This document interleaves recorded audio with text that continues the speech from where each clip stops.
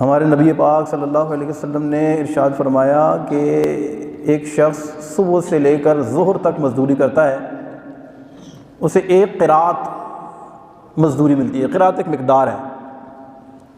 فرمایا دوسرا شخص ظہر سے لے کر عصر تک مزدوری کرتا ہے، اسے بھی ایک قرات مزدوری ملتی ہے، اور ایک شخص عصر سے لے کر مغرب تک مزدوری کرتا ہے لیکن اسے 2 قرات مزدوری ملتی ہے۔ فرمایا پہلے کی مثال یہود، دوسری مثال نصارہ کی، اور تیسری مثال میری امت کی ہے کہ زور سے عصر تک ٹائم، فجر سے زور تک ٹائم زیادہ، مزدوری ایک قرات، زور سے عصر ٹائم کم، مزدوری پھر بھی ایک قرات، اور عصر سے مغرب تک ٹائم سب سے شارٹ ہوتا ہے لیکن مزدوری کتنی ہے؟ ڈبل ہے۔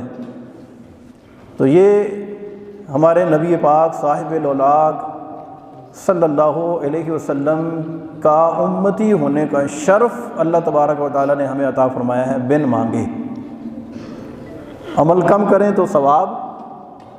بھئی ابھی نفل پڑھیں گے تو نفل کا ثواب، رمضان میں پڑھیں گے تو فرض کے برابر ثواب، ابھی نیکی کریں گے تو ایک، رمضان میں کریں گے تو 70 گنا زیادہ ثواب، فرض کا ثواب 70 گنا بڑھ جاتا ہے، ہر نیکی کا ثواب بڑھ جاتا ہے۔ تو گویا کہ یہ نیکیاں کمانے کا سیزن ہے، اور اس میں اس بندے کے لیے کہ جو اپنی مغفرت کا طلبگار ہے، جو چاہتا ہے میرا رب مجھے معاف کر دے، اس کے لیے جو اپنے رب کو راضی کرنا چاہتا ہے، جو کہتا ہے میرا رب مجھ سے راضی ہو جائے، اس کے لیے جس کی دنیا اور آخرت دونوں اچھی ہوں، اور اس کے لیے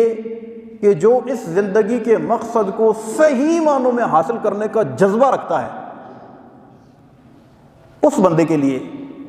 یہ آنے والا مہینہ اللہ تبارک و تعالیٰ کی طرف سے بہت بڑا تحفہ ہے۔ لیکن جو اس کو ضائع کر دیتا ہے، اس کے وقت کو برباد کر دیتا ہے، ادھر ادھر کے کاموں کے اندر مشغول رہتا ہے، تو وہ کما حق ہو اس کی برکتیں حاصل نہیں کر پاتا۔ وقت گزر رہا ہے نا، گھڑی تھمتی تو نہیں ہے، جب ٹائم شروع ہوتا ہے تو وہ گزرتا رہتا ہے۔ جبکہ ہمارے بزرگان دین کا طریقہ کار یہ ہوتا تھا، خاص طور پر صحابہ کرام علیہم الرضوان کا، کہ جب وہ رمضان آتا تو اس سے پہلے سارے کام نپٹا لیتے۔